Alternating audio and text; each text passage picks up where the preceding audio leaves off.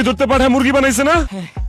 এই বাড়িতে কিন্তু এটা কারো বলা যাবে না, হ্যাঁ লজ্জার ব্যাপার কিন্তু। আচ্ছা পানি খাবো? চল না, এদিকে যাওয়া যাবে না, ওইদিকে চল। ওরে বাবা রে, শ্বাসকষ্ট উড়াই দিছে দৌড়ায় বেটা। মা, সীমার কর্মকাণ্ড দেখছো? বাড়িতে মেহমান করে রেখা কই কই ঘুরতেছে।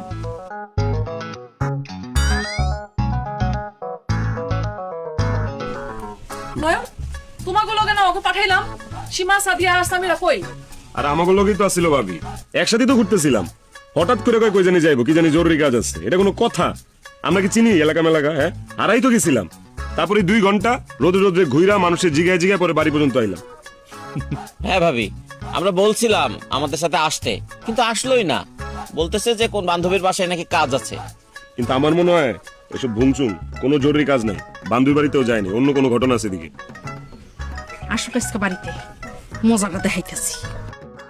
আহা মা, ওর কোনো ব্যক্তিগত কাজ থাকতে পারে না? এই তুমি চুপ থাকো। বিয়া হয় নাই, শাদী হয় নাই, কিসের ব্যক্তিগত কাজ? হ্যাঁ তাই তো। তোমরা কিছু মনে করো না বাবা, সেই সীমা বাড়িতে আসুক, আমি ওর ইচ্ছা মতো বিক্কা দিমু। আচ্ছা তুমি করে কি একটু মুড়ি মাখাই দিমু? আবার মুড়ি? মাইমা সকালে যেটা খাইছে এটা এখনো পেটের মধ্যে আছে। কি খবর সবার? লড়াই কি করেন? এই যে আইছে মহারানী, নাও ফুল দিয়ে বরণ করো। আই সীমা, তোরা না কইছিলাম ওকে গ্রাম ঘুরাইতে, তোরা এটা কি করলি? কি করলাম? কি করছস জানোস না? হ্যাঁ, এই 2টা পোলারে রাস্তার মধ্যে একলা ফেলাই দিয়ে তুই গায়েব হয়ে গেছিলি কই? হ্যাঁ, 2টা মানুষ কেমনে একলা হয়? হ্যাঁ, কি কয় এগুলা? ঠিকই তো। যাই হোক, তুই কামটা ঠিক করস নাই। ওরা দুজন কো?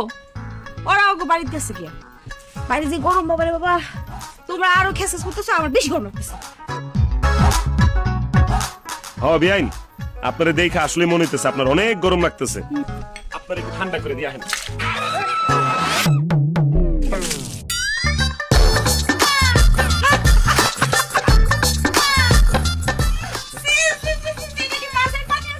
মাছের পানি ঠিক করছে, তোর এইটাই দরকার ছিল, উচিত শিক্ষা দিছে তোরে। ঠিক হইছে। ঠিক হইছে না? নয়ন, কি করলি এটা তুই? ভাইয়া তুমি এখানে কথা বলো না তো, তুমি আমার সাপোর্টে কথা বলো, আমি তোমার ভাই। আরে আমিও তোমার ভাই।